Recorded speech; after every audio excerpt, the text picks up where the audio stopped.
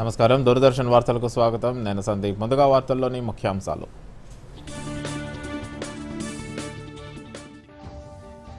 హైదరాబాద్లో సీఎం రేవంత్ రెడ్డి ఆకస్మిక పర్యటన బస్తీ వాసుల సమస్యలను అడిగి తెలుసుకున్న ముఖ్యమంత్రి త్వరలోనే వరద ముంపు సమస్య పరిష్కరిస్తామని రేవంత్ రెడ్డి హామీ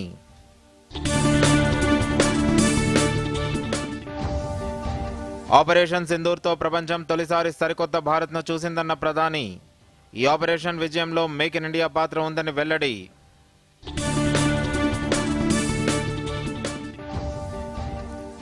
నేడు రాజస్థాన్ వేదికగా ఫసల్ బీమా యోజన నిధుల విడుదల 3,200 కోట్ల నిధులతో 30 లక్షల మంది రైతులకు చేకూరనున్న లబ్ధి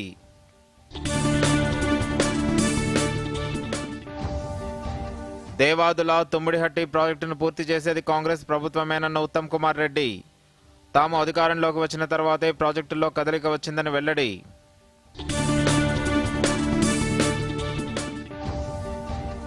నేటి నుంచి రాష్ట్ర వ్యాప్తంగా నులి పురుగుల నివారణ మాత్రల పంపిణీ అంగన్వాడీ కేంద్రాలు పాఠశాలలు కాలేజీల్లో పంపిణీ చేయనున్న ప్రభుత్వం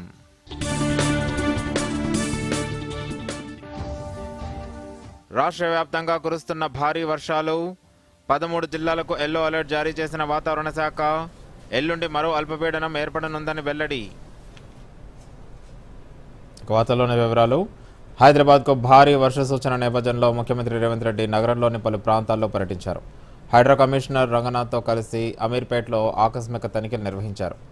మైత్రివనం సమీప కాలనీలోని గంగూబాయ్ బస్తీలో పరిస్థితిని వీక్షించారు. అలాగే బుద్ధనగర్లో డ్రైనేజీ వ్యవస్థను పరిశీలించి బస్తీ వాసులను అడిగి తెలుసుకున్నారు. డ్రైనేజీ సమస్యను వెంటనే పరిష్కరిస్తామని స్థానికులకు సీఎం రేవంత్ రెడ్డి హామీ ఇచ్చారు. మరోవైపు వర్షాల నేపథ్యంలో హైడ్రా సిబ్బందిని అప్రమత్తం చేసినట్లు కమిషనర్ రంగనాథ్ వెల్లడించారు. వరద సహాయక చర్యలకు సిద్ధంగా ఉండాలని సూచించారు. నీరు నిలిచే ప్రాంతాల్లో వెంటనే తొలగింపు చర్యలు చేపట్టాలని ఆదేశించారు. ప్రజలు మ్యాన్ హోల్స్ విద్యుత్ స్తంభాలకు దూరంగా ఉండాలని సూచించారు. అత్యవసరం అయితే తప్ప ప్రజలు బయటకు రావద్దని సూచించారు. గత కొన్ని రోజులుగా రాష్ట్ర వ్యాప్తంగా విస్తారంగా వర్షాలు కురుస్తున్నాయి. ఎడతెరిపి లేని వర్షాలతో హైదరాబాద్ ప్రజలు తీవ్ర ఇబ్బందులు ఎదుర్కొంటున్నారు. ముఖ్యంగా నగరంలోని బేగంపేట్, సోమాజిగూడ, అమీర్పేట్, రహమత్ నగర్, యూసఫ్గూడ ప్రాంతాల్లో లోతట్టు ప్రాంతాల్లో వర్షపు నీరు నిలుస్తూ ఉండటంతో స్థానికులు ఇబ్బంది పడుతున్నారు. ఈ నేపథ్యంలో నిన్న సాయంత్రం హైడ్రా కమిషనర్ రంగనాథ్తో కలిసి ముఖ్యమంత్రి రేవంత్ రెడ్డి ఆయా ప్రాంతాల్లో ఆకస్మిక తనిఖీలు నిర్వహించారు. దీనిపై మరిన్ని వివరాలు మా దూరదర్శన్ ప్రతినిధి శ్యామ్ సుందర్ అందిస్తారు. చెప్పండి శ్యామ్ సుందర్, ముఖ్యమంత్రి ఏ ప్రాంతాల్లో పర్యటించారు, అక్కడ ప్రజల నుంచి ఎలాంటి స్పందన వచ్చింది, ముఖ్యమంత్రి ఏ హామీలు ఇచ్చారు? గత కొద్ది రోజులుగా భారీ వర్షాలతో హైదరాబాద్ నగర వాసులు బెంబేలెత్తిపోతున్నారు, హడలిపోతున్నారు. ఒక చోటి నుండి మరో చోటికి పోవడానికి 1 కిలోమీటర్ పోవడానికి కూడా 2 గంటల సమయం ఏర్పడుతుంది. అంటే ప్రతి చోట నీళ్లు నిలిచిపోతున్నాయి. 2 రోజుల క్రితం మనం గమనించినట్లయితే హైదరాబాద్ లో ప్రధాన ప్రాంతాలైన సోమాజిగూడ, బేగంపేట్, యూసుఫ్గూడ, రహమత్ నగర్ లో భారీ వర్షపాతం నమోదవడంతో అక్కడ ఇళ్లలో మోకాళ్ళ లోతు మురుగునీరు చేరింది. దాంతో తీవ్రంగా ప్రజలు ఇబ్బందుల పాలవుతున్నారు. అయితే నిన్న రాష్ట్ర ముఖ్యమంత్రి రేవంత్ హైడ్రా కమిషనర్ రంగనాథ్ తో కలిసి ఆకస్మికంగా తనిఖీ చేశారు. బస్తీ వాసులతో సుమారుగా 2-3 గంటలు పైగా వాళ్ళతో చర్చించి వాళ్ళ సమస్యలను తెలుసుకున్నారు. వాళ్ళ సమస్యలను విన్న వెంటనే అధికారులకు వెంటనే వాళ్ళకు సూచనలు ఇచ్చారు. ఇక్కడ డ్రైనేజ్ వ్యవస్థ బాగాలేదు, డ్రైనేజ్ వ్యవస్థను స్ట్రీమ్ లైన్ చేసి వెంటనే నీరు సజావుగా పోయేట్టుగా కూడా సూచనలు అధికారులకు చేయడం జరిగింది.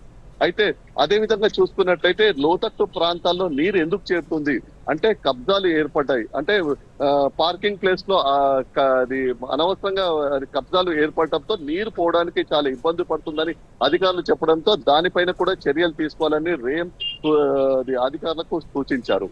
సందీప్, అదే వరద నీరు నిలవకుండా అధికారులకు ఎలాంటి సూచనలు చేశారు? అంటే ప్రతి చోట హైదరాబాద్ నగరంలో వరద నీరు ఉంటుంది. అంటే దానికోసం ఒక ప్రత్యేకంగా ట్రంక్ లైన్ కూడా ఏర్పాటు చేసి ప్రణాళికలు కూడా సిద్ధం చేయాలని చెప్పి అధికారులకు వారు సూచించారు.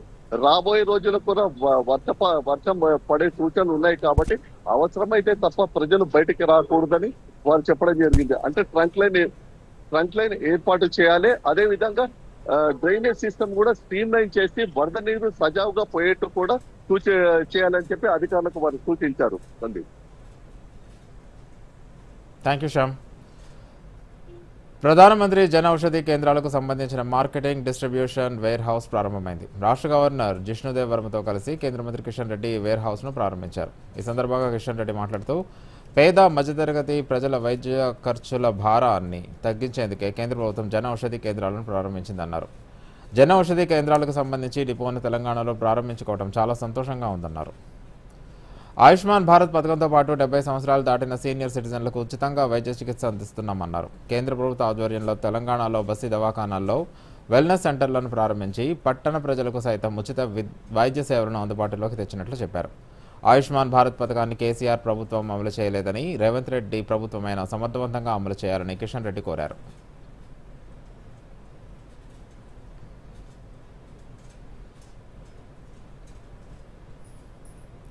ప్రధానమంత్రి జన ఔషధి కేంద్రాల వేర్ హౌస్ ప్రారంభోత్సవంలో పాల్గొన్న గవర్నర్ జిష్ణుదేవ్ వర్మ మాట్లాడుతూ ప్రజలకు సరసమైన ధరకు నాణ్యమైన మందులు అందేలా చేయాలన్న ప్రధానమంత్రి దార్శనికతకు జన ఔషధి కేంద్రాలు తర్కాణమన్నారు. ఈ కేంద్రాలకు సంబంధించిన వేర్ హౌస్ ప్రారంభించడానికి లోర్వెన్ ఫార్మా అండ్ సర్జికల్స్ చూపిన చొరవ ప్రశంసనీయమని గవర్నర్ పేర్కొన్నారు. దశాబ్దాలుగా మధిర ప్రాంత ప్రజలు సాగునీటి కోసం ఎన్నో కష్టాలు పడ్డారని, మధిర ప్రాంత ప్రజల నీటి కష్టాలు తీర్చడానికి అదృష్టంగా భావిస్తున్నట్లు ఉప ముఖ్యమంత్రి బట్టి విక్రమార్క అన్నారు. ఖమ్మం జిల్లా మధిర నియోజకవర్గ పరిధిలోని వంగవీడులో 630 కోట్ల రూపాయలతో నిర్మిస్తున్న జవహర్ ఎత్తిపోతల పథకానికి మంత్రులు కోమటిరెడ్డి వెంకటరెడ్డి, ఉత్తమ్ కుమార్ రెడ్డి, వాకిటి శ్రీహరి, పొంగులేటి శ్రీనివాసరావుతో కలిసి భట్టి విక్రమార్క శంకుస్థాపన చేశారు. అనంతరం స్థానికంగా ఏర్పాటు చేసిన సభలో భట్టి మాట్లాడారు. గత 10 ఏళ్ల పాటు భారత రాష్ట్ర సమితి ప్రభుత్వాన్ని జవహర్ ప్రాజెక్టు కోసం అడిగానని, అసెంబ్లీలో గళమెత్తిన గత ప్రభుత్వం దాని గురించి ఆలోచన చేయలేదన్నారు. కాంగ్రెస్ ప్రభుత్వం అధికారంలోకి వచ్చాక నీటిపారుదల శాఖ మంత్రిగా ఉన్న ఉత్తమ్ కుమార్ రెడ్డిని జవహర్ ప్రాజెక్టును పూర్తి చేయాలని కోరానని, ఆయన ప్రత్యేక శ్రద్ధ తీసుకుని అన్ని అనుమతులు వచ్చేలా చూశారన్నారు. ఈ ప్రాజెక్టు పూర్తయితే మధ్య ప్రజల నీటి కష్టాలు తీరుతాయని భట్టి విక్రమార్క ఆశాభావం వ్యక్తం చేశారు. రాయలసీమ లిఫ్ట్ ఇరిగేషన్ ప్రాజెక్టు పూర్తయితే తెలంగాణ జిల్లాలు ఎడారులుగా మారతాయని డిప్యూటీ సీఎం భట్టి విక్రమార్క ఆందోళన వ్యక్తం చేశారు. తుమ్మిడిహట్టి ప్రాజెక్టు దేవాదుల పంప్ హౌజ్ను పూర్తి చేసేది కాంగ్రెస్ ప్రభుత్వమేనని రాష్ట్ర నీటిపారుదల శాఖ మంత్రి ఉత్తమ్ కుమార్ రెడ్డి వెల్లడించారు. ములుగు జిల్లా ఏటూరు నాగరం వద్ద గల దేవాదుల పంప్ హౌజ్ను పరిశీలించి దేవాదుల పనుల పురోగతిని సమీక్షించారు. ఉత్తమ్ కుమార్ రెడ్డి మాట్లాడుతూ దేవాదుల ఎత్తిపోతల పథకాన్ని అప్పటి సీఎం చంద్రబాబు కావాలనే పక్కన పెట్టారని, గత బీఆర్ఎస్ ప్రభుత్వం కూడా ప్రాజెక్టును పట్టించుకోలేదని ఆరోపించారు. కాళేశ్వరం మీద శ్రద్ధ పెట్టిన కేసీఆర్ తుమ్మిడిహట్టి మీద పెట్టలేదని, కమిషన్లు దక్కే వాటిపైనే గత ప్రభుత్వం దృష్టి పెట్టిందన్నారు. కాంగ్రెస్ ప్రభుత్వం అధికారంలోకి వచ్చిన తర్వాతే దేవాదుల తుమ్మిడిహట్టి ప్రాజెక్టులో కదలిక వచ్చిందని, ఆ 2 ప్రాజెక్టులను పూర్తి చేసేది తామేనని ఉత్తమ్ కుమార్ స్పష్టం చేశారు. నేటి నుంచి రాష్ట్ర వ్యాప్తంగా నులి పురుగుల నివారణ మాత్రలు పంపిణీ చేస్తున్నట్లు రాష్ట్ర వైద్యారోగ్య శాఖ మంత్రి దామోదర రాజనరసింహ తెలిపారు. ఏడాది నుంచి 19 ఏళ్ల వయసున్న పిల్లలందరికీ ఈ మాత్రలు వేయించాలని మంత్రి సూచించారు. రాష్ట్రంలోని అన్ని అంగన్వాడీ సెంటర్లు, ప్రభుత్వ, ప్రైవేట్ స్కూళ్లు, కాలేజీలు, బస్టాండ్లు, రైల్వే స్టేషన్లలో మాత్రలు పంపిణీ కార్యక్రమం నిర్వహిస్తున్నామని మంత్రి తెలిపారు. చిన్నారుల పేగుల్లో ఉండే నులి పురుగులను నివారించి రక్తహీనతను అధిగమించేందుకు, రోగ నిరోధక శక్తి పెంపొందించేందుకు ఈ మాత్రలు ఉపయోగపడతాయని మంత్రి వివరించారు. మాత్రలు వేసుకునేలా తల్లిదండ్రులు చొరవ తీసుకోవాలని మంత్రి దామోదర రాజనరసింహ పిలుపునిచ్చారు.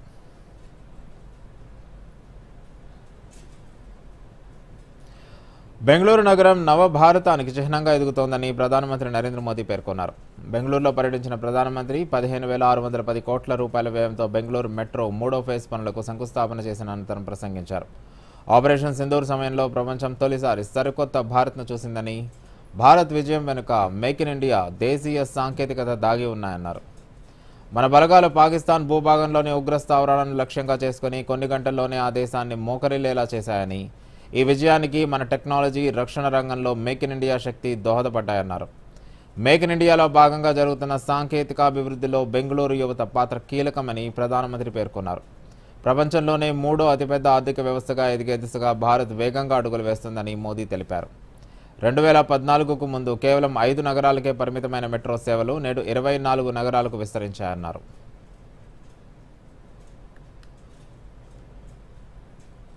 ప్రధానమంత్రి నరేంద్ర మోదీ నేడు న్యూఢిల్లీలోని బాబా ఖరక్ సింగ్ మార్గ్లో పార్లమెంట్ సభ్యుల కోసం కొత్తగా నిర్మించిన బహుళ అంతస్తుల నివాస భవనాన్ని ప్రారంభించనున్నారు. ఈ సందర్భంగా ఆవరణలో ప్రధాని సింధూర మొక్కను నాటనున్నారు. ఈ సందర్భంగా ఏర్పాటు చేసిన సభలో ప్రధాని ప్రసంగించనున్నారు. కొత్తగా నిర్మించిన భవనంలో ఒక్కో యూనిట్ 5,000 చదరపు అడుగులతో విశాలంగా ఉండనుంది. ఇందులో నివాస యోగంతో పాటు అధికారిక కార్యక్రమాలు నిర్వహించేందుకు అనుకూలంగా ఉంటుంది. రైతులకు కేంద్ర ప్రభుత్వం శుభవార్త తెలిపింది. ప్రధానమంత్రి ఫసల్ బీమా యోజన పథకం నిధులు నేరుగా రైతుల అకౌంట్లోకి నేడు విడుదల చేయనున్నట్లు కేంద్రం ప్రకటించింది. ఈరోజు రాజస్థాన్లోని జుంజునులో జరిగే కార్యక్రమంలో దేశంలోని 30 లక్షల మంది రైతులకు సంబంధించిన 3,200 కోట్ల రూపాయల నిధులను కేంద్ర వ్యవసాయ శాఖ మంత్రి శివరాజ్ సింగ్ చౌహాన్ విడుదల చేయనున్నారు. ఈ నిధుల్లో అత్యధికంగా 1,156 కోట్ల రూపాయల నిధులు మధ్యప్రదేశ్ రైతుల అకౌంట్లో జమ కానుండగా రాజస్థాన్ రాష్ట్రానికి చెందిన రైతుల ఖాతాల్లో 1,121 కోట్లు జమ కానున్నాయి. మిగిలిన రాష్ట్రాల రైతుల ఖాతాల్లో మిగతా 903 కోట్ల రూపాయల నిధులు జమ కానున్నాయి. బీసీలను 42% రిజర్వేషన్ల పేరుతో కాంగ్రెస్ పార్టీ నమ్మించి మోసం చేసిందని మాజీ మంత్రి కొప్పుల ఈశ్వర్ అన్నారు. జగిత్యాల జిల్లా కేంద్రంలో కొప్పుల ఈశ్వర్ మీడియాతో మాట్లాడుతూ కేవలం ఎన్నికల్లో లబ్ధి పొందాలనే ఉద్దేశంతోనే కాంగ్రెస్ పార్టీ బీసీ రిజర్వేషన్ల అంశాన్ని తెరపైకి తెచ్చిందన్నారు. రాహుల్ గాంధీ ప్రధాని అయిన తర్వాత బీసీలకు 42% రిజర్వేషన్లు కల్పిస్తామనడం హాస్యాస్పదంగా ఉందని వెల్లడించారు. బీసీ రిజర్వేషన్ల అంశంపై బీఆర్ఎస్ చిత్తశుద్ధితో ఉందని ఈ నెల 14న కరీంనగర్ వేదికగా భారీ బహిరంగ సభ నిర్వహించనున్నట్లు కొప్పుల తెలిపారు. కేసీఆర్ ముఖ్యమంత్రిగా ఉన్న సమయంలో రైతులకు సకాలంలో ఎరువులు అందేవని, ఇప్పుడు ఎరువుల కోసం పడిగాపులు కాయాల్సిన పరిస్థితి ఉందని పేర్కొన్నారు. బీసీలను మభ్యపెట్టడం కోసం, మళ్ళొక్కసారి వాళ్ళ ఓట్లను కొల్లగొట్టడం కోసం, మరి మళ్ళోసారి మోసం చేయడం కోసం చేసినటువంటి ప్రయత్నం అని మనకు ఖచ్చితంగా తెలుస్తున్నది. ఆర్డినెన్స్ను కూడా మన గవర్నర్ ఆమోదించడు. ఎందుకు ఆమోదించడు అంటే ఇది కేంద్ర పరిధిలో ఉన్నటువంటి విషయం, దీన్ని మేము చేయలేమనే ఉద్దేశంతో గవర్నర్ కూడా ఫైల్ తిప్పి పంపిస్తాడనే సంగతి వాళ్ళకు తెలుసు, వీళ్ళకు తెలుసు, గవర్నర్ తెలుసు, అందరూ తెలుసు. తెలిసినప్పటికీ కూడా బీసీలను మోసం చేసేటువంటి ఒక పెద్ద డ్రామా జరిగింది. మరి వాళ్ళని నమ్మించే ప్రయత్నం చేసిండ్రు. తర్వాత మేము 42% ఇచ్చేసినామని పండగ చేసుకున్నారు, సంబరాలు చేశారు జిల్లాల వారిగా. ఇంతకంటే మూర్ఖత్వం ఏముంటుంది? మరి నువ్వు పండగలు చేసుకున్నావు, మళ్ళీ ఢిల్లీకి ఎందుకు పోయినావు? మీ మంత్రులు, ముఖ్యమంత్రి, ఎమ్మెల్యేలు, ఎంపీలంతా ధర్నా ఎందుకు చేసిండ్రు? ఇంజనీరింగ్ కాలేజీల్లో అడ్మిషన్లకు ఫైనల్ ఫేజ్ కౌన్సిలింగ్ నిన్నటితో ముగిసింది. 180 ఇంజనీరింగ్ కాలేజీల్లో 11,638 సీట్లు మిగిలిపోయినట్లు commissioner technical education Shri Devasena తెలిపారు. 51 కాలేజీల్లో 100% అడ్మిషన్లు జరిగాయని వెల్లడించారు. ఈడబ్ల్యూఎస్ కోటాలో 6,085 విద్యార్థులకు సీట్లు అలాట్మెంట్ అయినట్లు తెలిపారు. 12వ తేదీలోపు ఫీజు చెల్లింపు ప్రక్రియ పూర్తి చేసుకోవాలని విద్యార్థులకు సూచించారు. అలాట్మెంట్ రిపోర్ట్ చేయని వారు 11 నుంచి 13వ తేదీలోపు వెబ్సైట్లో అలాట్మెంట్ చేసుకోవాలని తెలిపారు. ఈ నెల 18, 19 తేదీల్లో అలాట్మెంట్ కాలేజీల్లో ఇంటర్నల్ బ్రాంచ్ మార్పుకు అవకాశం ఉందని వెల్లడించారు. ఇప్పుడు చిన్న విరామం. త్వరగా కానీ గురు, ప్లీజ్ త్వరగా. ఇంకో మ్యాచ్ ఏదైనా ఉందా? అలాంటిదే అనుకో గురు, బ్యాంక్ వెళ్ళాలి తాతగారిని తీసుకుని. అవును కదా, వయసు అయిపోయినప్పుడు అప్పుడప్పుడు సహాయం కావాలి మరి. కానీ బ్యాంకింగ్ కాదు. అయినా గానీ ఆర్బీఐ ఉంటుంది, సీనియర్ సిటిజన్స్ అందరికంటే ముందని. మీరు 70 ఏళ్లు నిండిన వారైనా, మీరు బ్యాంకుకి వెళ్ళలేకపోయినా బ్యాంకు మీ దగ్గరికి వస్తుంది అవసరమైన సేవలతో, అది యోగ్యమైన ధరలకి. సీనియర్ అందరికన్నా ముందు. ఆర్బీఐ అంటుంది, విషయాలు తెలుసుకోండి, జాగరూకంగా ఉండండి. వార్తలకు తిరిగి స్వాగతం. కేసీఆర్ ప్రభుత్వ హయాంలో తెలంగాణలోని టైర్ 2 పట్టణాలకు ఐటీ పరిశ్రమను విస్తరించామని బీఆర్ఎస్ వర్కింగ్ ప్రెసిడెంట్ కేటీఆర్ ఎక్స్లో పేర్కొన్నారు. అందులో భాగంగా నల్గొండ, వరంగల్, కరీంనగర్, నిజామాబాద్, మహబూబ్ నగర్, ఖమ్మం, సిద్దిపేటలలో ఐటీ హబ్లను బీఆర్ఎస్ ప్రభుత్వం ఏర్పాటు చేసిందని తెలిపారు. ఇప్పుడు ఆ జాబితాలోకి ఆదిలాబాద్ చేరిందని పేర్కొన్నారు. చిన్న, మధ్య తరహా ఐటీ కంపెనీల కోసం అవసరమైన సదుపాయాలు కల్పించడం, స్టార్టప్లను ప్రోత్సహించడం, టాస్క్ సెంటర్లలో యువతకు నైపుణ్య శిక్షణ ఇవ్వడం ఈ ఐటీ హబ్ల ప్రధాన ఉద్దేశమని తెలుపుకున్నారు. కాంగ్రెస్ ప్రభుత్వం కూడా ఆ సంకల్పాన్ని కొనసాగించాలని కేటీఆర్ సూచించారు. హైదరాబాద్లో పార్కింగ్ కష్టాలను తీర్చే దిశగా కీలక ప్రాజెక్టుకు తుది మెరుగులు దిద్దుతోంది హైదరాబాద్ మెట్రో రైల్. ప్రపంచంలోనే అరుదుగా ఉండే పూర్తిస్థాయి ఆటోమేటెడ్ బహుళ అంతస్తుల పార్కింగ్ వ్యవస్థను హైదరాబాద్ నడిబొడ్డున నాంపల్లిలో నిర్మించామని Hyderabad metro rail MD NVS Reddy తెలిపారు. నాంపల్లిలో నిర్మాణంలో ఉన్న ఈ ప్రాజెక్టు పనులను ఆయన పరిశీలించారు. ఈ సందర్భంగా ఎన్వీఎస్ రెడ్డి మాట్లాడుతూ వివిధ ప్రభుత్వ శాఖల నుంచి తుది అనుమతులు లభించిన వెంటనే ప్రజలకు అందుబాటులోకి తెస్తామన్నారు. ఈ ప్రాజెక్టును ప్రపంచ శ్రేణి ప్రాజెక్టుగా అమలులోకి తేవాలన్న సీఎం రేవంత్ రెడ్డి ఆకాంక్ష మేరకు అత్యంత ఆకర్షణీయంగా రూపొందిస్తున్నామని metro rail MD NVS Reddy తెలిపారు.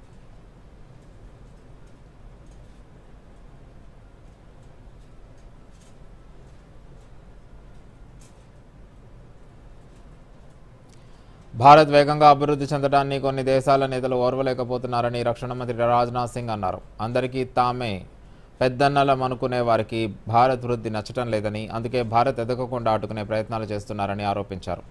మధ్యప్రదేశ్లోని భోపాల్లో రైలు మెట్రో కోచ్ తయారీ యూనిట్, గ్రీన్ఫీల్డ్ రైల్ కోచ్ తయారీ కేంద్రానికి రాజ్నాథ్ సింగ్ శంకుస్థాపన చేశారు. ఈ సందర్భంగా ఆయన మాట్లాడుతూ భారత్ నుంచి దిగుమతి చేసుకునే వస్తువుల ధరలు ఎక్కువగా ఉండేలా చేసేందుకే అధిక మొత్తంలో సుంకాలు విధిస్తున్నామంటూ బెదిరిస్తున్నామని, ఎవరెన్ని ప్రయత్నాలు చేసినా దేశాభివృద్ధిని అడ్డుకోలేకపోతారన్నారు.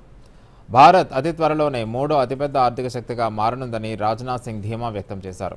ప్రస్తుతం దేశం కీలక దిశలో ఉందని, ఆర్థిక ప్రయోజనాలపై మరింత అప్రమత్తంగా ఉండాల్సిన అవసరం ఉందన్నారు. ఇందుకోసం మోదీ ప్రభుత్వం అన్ని రకాల చర్యలు తీసుకుంటుందని రాజ్నాథ్ సింగ్ చెప్పారు. దేశాన్ని తయారీ ఆవిష్కరణల శక్తి కేంద్రంగా మార్చాలనే ఉద్దేశంతో తీసుకువచ్చిన మేక్ ఇన్ ఇండియా వల్ల వివిధ రంగాల్లో స్వదేశీ ఉత్పత్తులు పెరుగుతున్నాయని తెలిపారు. విద్య ఆరోగ్యంపై ఆర్ఎస్ఎస్ చీఫ్ మోహన్ భగవత్ వ్యాఖ్యలు చేశారు. విద్య ఆరోగ్యం ఈ రెండు కూడా సామాన్యుడికి దూరమైపోయాయని తెలిపారు. గతంలో ఈ రెండింటినీ సేవగా భావించేవారని, కానీ ఇప్పుడు వాణిజ్యంగా మారిపోయాయని ఆరోపించారు. ఈ రెండు సామాన్యుడికి అవసరం, కానీ అందుబాటులో లేవన్నారు. అందనంత దూరంలో ఉన్నాయని చెప్పారు. మధ్యప్రదేశ్లోని ఇందోర్లో జరిగిన ఒక కార్యక్రమంలో మోహన్ భగవత్ పాల్గొన్నారు. ఈ కార్యక్రమాన్ని ఉద్దేశించి ప్రసంగించారు. గతంలో ఆరోగ్య సంరక్షణ, విద్య, సేవా స్ఫూర్తితో నడిచేవని, ఇప్పుడెందుకు వ్యాపారంగా మారాయో అర్థం కావటం లేదన్నారు. పశ్చిమ దేశాలు ఏకరీతి ఆరోగ్య సంరక్షణ ప్రమాణాలు పాటిస్తాయని, భారతీయ వైద్యం మాత్రం రోగులకు వ్యక్తిగత అవసరాలకు అనుగుణంగా చికిత్స అందిస్తుందని తెలిపారు. ఓట్లను హరించడం దేశ ప్రజాస్వామ్య సూత్రంపై దాడిగా అభివర్ణించారు కాంగ్రెస్ నేత రాహుల్ గాంధీ. స్వేచ్ఛాయుతమైన, నిష్పాక్షికమైన ఎన్నికలకు అసలైన ఓటరు జాబితా అవసరమని, ఇదే డిమాండ్ను తాము ఎన్నికల సంఘం ముందుకు ఉంచామని ఎక్స్ వేదికగా పేర్కొన్నారు. డిజిటల్ ఓటర్ జాబితాను బహిరంగపరిచి పారదర్శకతను చాటుకోవాలని రాహుల్ గాంధీ డిమాండ్ చేశారు. తద్వారా ప్రజలు, రాజకీయ పార్టీలు దీనిని స్వయంగా ఆడిట్ చేయవచ్చని అభిప్రాయపడ్డారు. ఎన్నికల సంఘానికి తాము చేస్తున్న డిమాండ్కు మద్దతు ఇవ్వాలని దేశ ప్రజలను రాహుల్ గాంధీ కోరారు. తనకు మద్దతుగా నిలిచేందుకు వెబ్ లింక్ను, ఫోన్ నెంబర్ను కూడా రాహుల్ జత చేశారు. ఓ మహిళా ఓటరు 2 సార్లు ఓటు వేశానంటూ కాంగ్రెస్ అగ్రనేత రాహుల్ గాంధీ ఇటీవల ఆరోపించిన వ్యవహారంలో ఆయనకు కర్ణాటక చీఫ్ ఎలక్టోరల్ ఆఫీసర్ నోటీసులు జారీ చేశారు. ఆ ఆరోపణలపై పూర్తిస్థాయి విచారణ జరిపేందుకు గాను సంబంధిత పత్రాలను సమర్పించాలని సూచించారు. మరోవైపు ఎన్నికల సంఘం కూడా ఓట్ల చోరీ ఆరోపణలపై డిక్లరేషన్ సమర్పించాలని, లేదా తప్పుడు ఆరోపణలకు దేశానికి క్షమాపణలు చెప్పాలని మరోసారి కోరింది. అమెరికాలో నిర్మించిన 6,500 కిలోల బరువైన కమ్యూనికేషన్ ఉపగ్రహాన్ని మరో 2 నెలల్లో ప్రయోగించనున్నామని ఇస్రో చైర్మన్ వి నారాయణన్ వెల్లడించారు. నాసా, ఇస్రోలు కలిసి జూలై 30వ తేదీన నైసార్ మిషన్ ప్రయోగం చేపట్టారు. ఇస్రో చైర్మన్ చెన్నైలో జరిగిన కార్యక్రమంలో మాట్లాడారు. ఇస్రో 1963లో ఏర్పాటు కాగా అదే ఏడాది అమెరికా బహుమతిగా అందజేసిన చిన్నపాటి రాకెట్తో భారత అంతరిక్ష యాత్ర మొదలైందని ఈ సందర్భంగా నారాయణన్ గుర్తు చేశారు. ఇస్రో ప్రస్థానంలో ఈ జూలై 30వ తేదీ చరిత్రలో నిలిచిపోతూ ఉందని పేర్కొన్నారు. మనం ప్రయోగించిన నైజర్ ఇప్పటివరకు నిర్మించిన అత్యంత ఖరీదైన శాటిలైట్ అని వివరించారు. మరో 2 నెలల్లో అమెరికా నిర్మించిన 6,400 కిలోల భారీ ఉపగ్రహాన్ని సొంత నేలపై నుంచి ప్రయోగించడం మనం సాధించిన ఘనతకు ఉదాహరణ అని తెలిపారు. సొంత ఉపగ్రహ టెక్నాలజీని ఇస్రో 50 ఏళ్లలోనే 34 దేశాలకు చెందిన 433 శాటిలైట్లను ప్రయోగించిన స్థాయికి ఎదిగిందని వివరించారు. దేశాభివృద్ధి కోసం broadcasting, telecommunication, disaster warning, water security తదితర 55 రకాల అప్లికేషన్లను ఇస్రో అందజేస్తుందన్నారు. అక్క, జాబ్ దొరికింది. అరే వా, కంగ్రాచులేషన్స్. అయితే ఇప్పుడిక బోలెడంత షాపింగ్. అవును, కొత్త మొబైల్, జీన్స్, జాకెట్. ఆగు రాకుమారా, సాలరీ కంటే ముందే ఖర్చులా? ఇన్స్టెంట్ లోన్ కూడా దొరుకుతుంది. ముందుగా బడ్జెట్ జమ చేయు, ఆ తర్వాతే ఖర్చులు. కానీ అక్క, చూడు, సంపాదనలో ఒక వంతు ఎప్పుడూ పొదుపు చేసుకో, కానీ పార్టీ ఇవ్వకుండా తప్పించుకోలేవు నువ్వు. అక్క, పార్టీ నాది, బడ్జెట్ నీది. ఆర్బీఐ చెబుతుంది, సరైన ఆర్థిక వ్యవహారమే మిమ్మల్ని కాపాడుతుంది. వార్తలకు తిరిగి స్వాగతం. ఇప్పుడు వాణిజ్య వార్తల సమాహారం బిజినెస్ రౌండప్ చూద్దాం.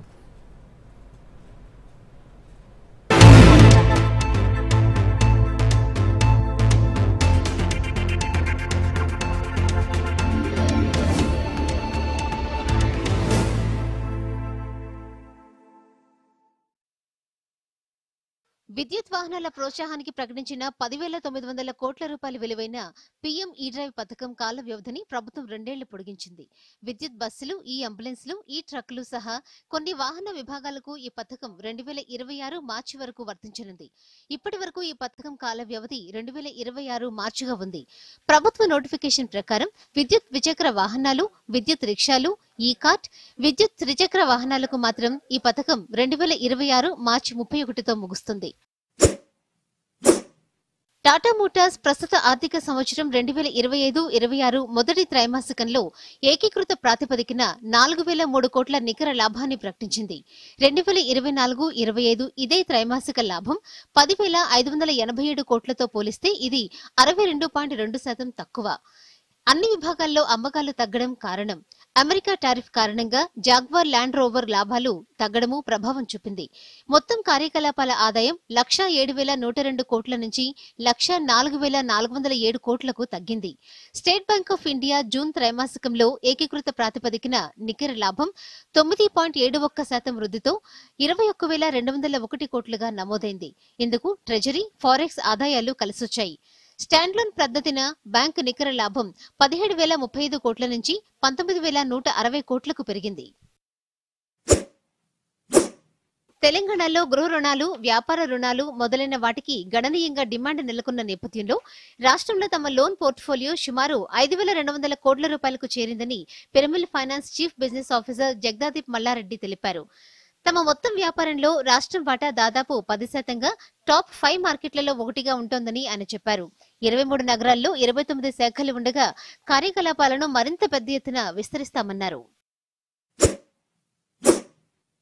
విద్యుత్తో నడిచే ప్రయాణికుల వాహన రిటైల్ విక్రయాలు ఈ ఏడాది జూలైలో 15,528గా నమోదయ్యాయి. 2024 జూలైలో నమోదైన 8,037 ఈవీలతో పోలిస్తే ఈ సంఖ్య 93% అధికమని వాహన డీలర్ల సమాఖ్య ఫాడా తెలిపింది. విద్యుత్ కార్లలో టాటా మోటార్స్ అగ్రస్థానంలో ఉంది. ఈ సంస్థ కార్ల అమ్మకాలు 5,100 నుంచి 6,047కు చేరాయి. విద్యుత్ ద్విచక్ర వాహన విక్రయాలు మాత్రం 4% పరిమితమయ్యాయి. ఈ విభాగంలో టీవీఎస్ మోటార్ కంపెనీ అగ్రస్థానంలో ఉంది. హైదరాబాద్ లో 22 క్యారెట్ల 10 గ్రాముల బంగారం 94,440 రూపాయలుగా ఉంది. ఇక 24 క్యారెట్ల 10 గ్రాముల బంగారం ధర 1,03,040 రూపాయలుగా ఉంది. ఇక దేశ రాజధాని ఢిల్లీలో 22 క్యారెట్ల 10 గ్రాముల బంగారం ధర 94,600 రూపాయలుగా ఉండగా 24 క్యారెట్ల 10 గ్రాముల గోల్డ్ ధర 1,03,090 రూపాయలుగా ఉంది. ఇక హైదరాబాద్ లో కిలో వెండి ధర 1,17,000 రూపాయలుగా ఉంది. డాలర్తో పోలిస్తే రూపాయి మారకం విలువ 87 రూపాయల 15 పైసలు, యూరోతో పోలిస్తే రూపాయి మారకం విలువ 101 రూపాయల 15 పైసలు, పౌండ్తో పోలిస్తే రూపాయి మారకం విలువ 117 రూపాయల 51 పైసలుగా ఉంది. భారత స్టాక్ మార్కెట్లు శుక్రవారం కుప్పకూలాయి. అన్ని రంగాల్లోనూ అమ్మకాల ఒత్తిడి పెరగడంతో సూచీలు భారీగా పతనమయ్యాయి. ఫలితంగా సెన్సెక్స్ 80,000 మార్కు దిగువకు పడిపోయింది. 3 నెలల కనిష్ట స్థాయికి చేరింది. శుక్రవారం ట్రేడింగ్ ముగిసే సమయానికి బాంబే స్టాక్ ఎక్స్చేంజ్ సూచీ సెన్సెక్స్ 765.47 పాయింట్లు నష్టపోయి 79,857.79 వద్ద స్థిరపడింది. ట్రేడింగ్ సమయంలో ఒక దశలో 79,775 పాయింట్ల కనిష్ట స్థాయికి కూడా తాకింది. అదేవిధంగా నేషనల్ స్టాక్ ఎక్స్చేంజ్ సూచీ నిఫ్టీ 232 పాయింట్లు కోల్పోయి 24,363 వద్ద ముగిసింది.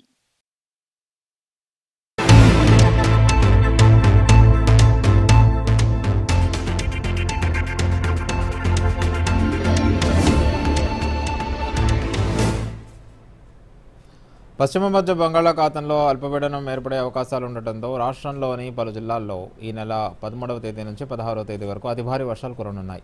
ఆదిలాబాద్, కుమ్రం భీం, ఆసిఫాబాద్, మంచిర్యాల, జగిత్యాల, కరీంనగర్, పెద్దపల్లి, జయశంకర్ భూపాలపల్లి, ములుగు, నల్గొండ, మహబూబాబాద్, యాదాద్రి భువనగిరి, రంగారెడ్డి, హైదరాబాద్, మేడ్చల్ మల్కాజ్గిరి, వికారాబాద్, సంగారెడ్డి, మెదక్ జిల్లాల్లో భారీ వర్షాలు పడే అవకాశాలున్నాయి. నేడు రేపు కూడా రాష్ట్రంలో విస్తారంగా వర్షాలు పడే అవకాశం ఉంది. ములుగు, భద్రాద్రి కొత్తగూడెం, ఖమ్మం, వికారాబాద్, సంగారెడ్డి, మెదక్, కామారెడ్డి, రంగారెడ్డి, హైదరాబాద్, మేడ్చల్ మల్కాజ్గిరిలో భారీ వర్షాలు కురనున్నాయి. మిగతా ప్రాంతాల్లో తేలికపాటి నుంచి ఓ మోస్తారు వానలు పడనున్నాయి. నిన్న నిర్మల్ జిల్లా అక్కాపూర్లో 11.05 సెంటీమీటర్ల వర్షపాతం నమోదైంది. హైదరాబాద్తో పాటు నారాయణపేట, రాజన్న సిరిసిల్ల, కామారెడ్డి, మెదక్, రంగారెడ్డి, భద్రాద్రి కొత్తగూడెం, సంగారెడ్డి జిల్లాల్లోనూ అక్కడక్కడ భారీ వర్షాలు కురిశాయి. నాగార్జున సాగర్ జలాశయానికి ఎగువ ప్రాంతం నుంచి వరద నీటి రాక పెరగడంతో 8 గేట్ల ద్వారా నీటిని దిగువకు విడుదల చేశారు. ఎన్ఎస్పి అధికారులు తెలిపిన వివరాల ప్రకారం శ్రీశైలం నుంచి 65,842 క్యూసెక్కుల వరద నీరు రావడంతో సాగర్లో 8 గేట్లను 5 అడుగుల మేర ఎత్తి 64,800 క్యూసెక్కుల నీటిని దిగువకు విడుదల చేశారు. కుడి కాల్వ, ఎడమ కాల్వ, ప్రధాన విద్యుత్ కేంద్రం, ఎస్ఎల్బీసీ ద్వారా వరద కాల్వ ద్వారా కలిపి మొత్తం 1,10,277 క్యూసెక్కుల నీటిని విడుదల చేస్తున్నారు. ప్రస్తుతం జలాశయ నీటి మట్టం 590 అడుగుల వద్ద ఉండగా 312 టీఎంసీల నీరు నిల్వ ఉంది.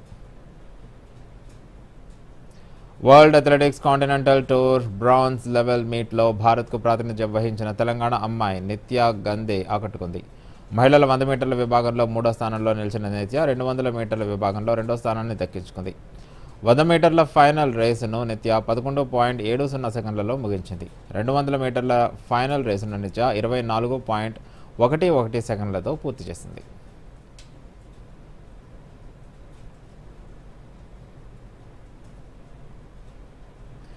మహబూబ్ నగర్ జిల్లా కేంద్రంలోని పరిమళగిరిపై ఉన్న రాఘవేంద్ర స్వామి ఆలయ అభివృద్ధికి తన వంతు కృషి చేస్తానని మహబూబ్ నగర్ పార్లమెంట్ సభ్యురాలు డీకే అరుణ హామీ ఇచ్చారు. గురు రాఘవేంద్ర స్వామి 354 ఆరాధనోత్సవాల్లో పాల్గొని ప్రత్యేక పూజలు నిర్వహించారు. ఈ సందర్భంగా ఆమె మాట్లాడుతూ గురు రాఘవేంద్ర స్వామి ఆలయానికి ఎంతో చరిత్ర ఉందని, ఆలయ అభివృద్ధికి ఎన్ని విధాలుగా సహకరిస్తానన్నారు. ఇప్పటికే కేంద్ర ప్రభుత్వం ప్రసాద్ పథకం కింద జోగులాంబ ఆలయ అభివృద్ధికి 50 కోట్లు కేటాయించిందని, అభివృద్ధి పనులు జరుగుతున్నాయని తెలిపారు.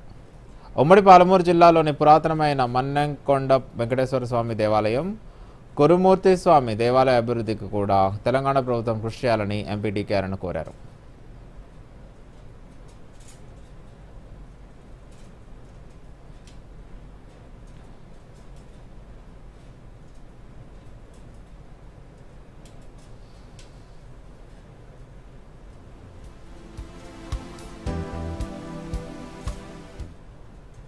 ఇక ముఖ్యాంశాలతో వార్తలను ముగిద్దాం. నమస్కారం.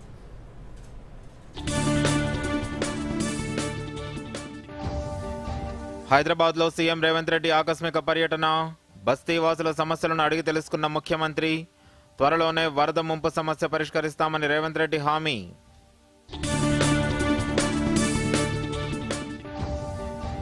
ఆపరేషన్ సింధూర్తో ప్రపంచం తొలిసారి సరికొత్త భారత్ను చూసిందన్న ప్రధాని.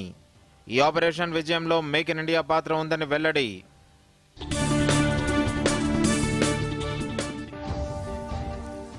నేడు రాజస్థాన్ వేదికగా ఫసల్ బీమా యోజన నిధుల విడుదల. 3,200 కోట్ల నిధులతో 30 లక్షల మంది రైతులకు చేకూరనున్న లబ్ధి.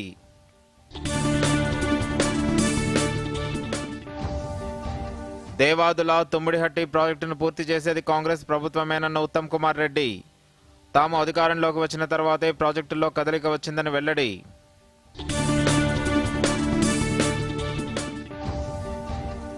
నేటి నుంచి రాష్ట్ర వ్యాప్తంగా నులి పురుగుల నివారణ మాత్రల పంపిణీ. అంగన్వాడీ కేంద్రాలు, పాఠశాలలు, కాలేజీల్లో పంపిణీ చేయనున్న ప్రభుత్వం.